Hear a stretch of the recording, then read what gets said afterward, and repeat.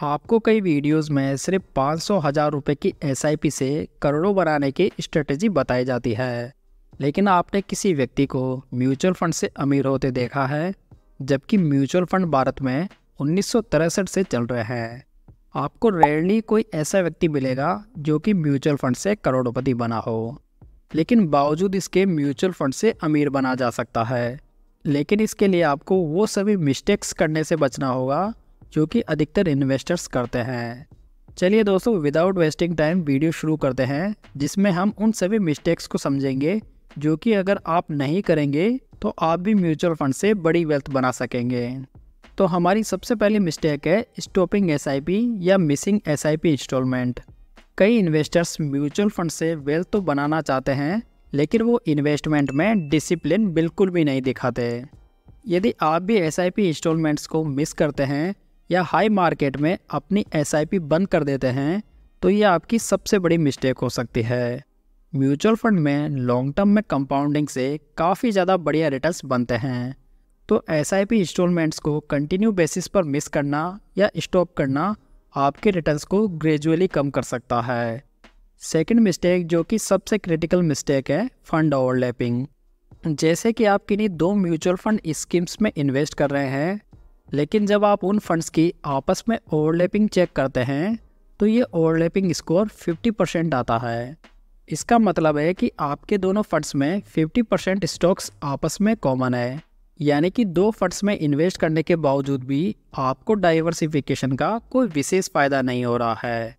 आपने दो स्कीम्स में डाइवर्सिफिकेशन के गोल के हिसाब से इन्वेस्ट किया है, परंतु अल्टीमेटली आपका डाइवर्सिफिकेशन तो हो ही नहीं रहा है, क्योंकि आपके 50% स्टॉक्स तो आपस में कॉमन है। इसलिए आपको अपने म्यूचुअल फंड्स की आपस में फंड ओवरलैपिंग ज़रूर चेक करनी चाहिए। आप अपने फंड्स की ओवरलैपिंग इन वेबसाइट से चेक कर सकते हैं, और यदि आपका फंड ओवरलैपिंग स्कोर 30 से नीचे आता है तो ये अच्छा माना जाता है। म्यूचुअल फंड में हमारी तीसरी मिस्टेक होती है investing in large cap funds और इंडेक्स फंड। म्यूचुअल फंड में इन्वेस्टिंग का एक इम्पोर्टेंट क्राइटेरिया होता है कि वो फंड कम से कम अपने बेंचमार्क इंडेक्स के रिटर्न को तो आउट परफॉर्म करे। लेकिन देखा गया है कि most of large cap funds long term में अपने बेंचमार्क इंडेक्स के रिटर्न को भी आउट परफॉर्म नहीं कर पा रहे हैं। अब इसका रीज़न ये है कि लार्ज कैप फंड मैनेजर्स के पास में इन्वेस्टिंग के लिए टॉप 100 कंपनीज का ही पूल होता है। सो इस प्रकार के फंड्स में लिमिटेड स्टॉक्स की वजह से बेंचमार्क इंडेक्स को बीट कर पाना काफ़ी मुश्किल काम हो जाता है। साथ ही लार्ज कैप फंड्स में एक्टिवली मैनेज किए जाने की वजह से इनका एक्सपेंस रेशियो भी ज़्यादा होता है। इसलिए मेरी ओपिनियन में लार्ज कैप फंड्स की तुलना में इंडेक्स फंड्स बेटर विकल्प होते हैं, जो कि आपको कम से कम इंडेक्स के बराबर तो रिटर्न बना कर देते हैं। साथ ही इंडेक्स फंड्स को कंसिस्टेंट बेसिस पर ट्रैक और रिव्यू करने की आवश्यकता भी नहीं होती, प्लस इनमें एक्सपेंस रेशियो भी काफ़ी कम होता है। बेस्ट इंडेक्स फंड्स के लिए आप ये वीडियो देख सकते हैं, लिंक आपको आई बटन में मिल जाएगा। म्यूचुअल फंड की फोर्थ मिस्टेक है ओवर डाइवर्सिफिकेशन। दोस्तों, यदि कोई भी चीज़ एक्सेस में की जाए तो वो आपको फ़ायदे की जगह नुकसान दे सकती है। आपको कई इन्वेस्टर्स के पोर्टफोलियो देखने को मिल जाएंगे जिनके पोर्टफोलियो में 10, 15, 20 यहाँ तक कि 25 फंड्स तक अवेलेबल होते हैं। मतलब कि ऐसे केस में आपने पूरे मार्केट में ही इन्वेस्ट कर दिया है।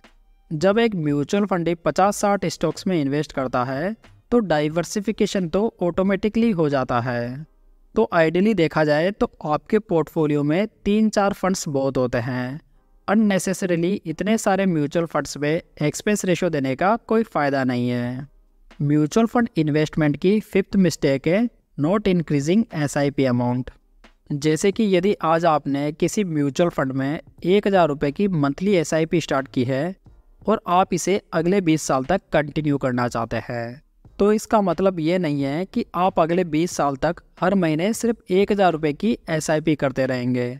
लॉजिकली आपको अपना इन्वेस्टमेंट हर साल अपनी इनकम बढ़ने के साथ में बढ़ाना चाहिए। इससे आप अपने फाइनेंशियल गोल्स को फास्टली अचीव कर सकते हैं।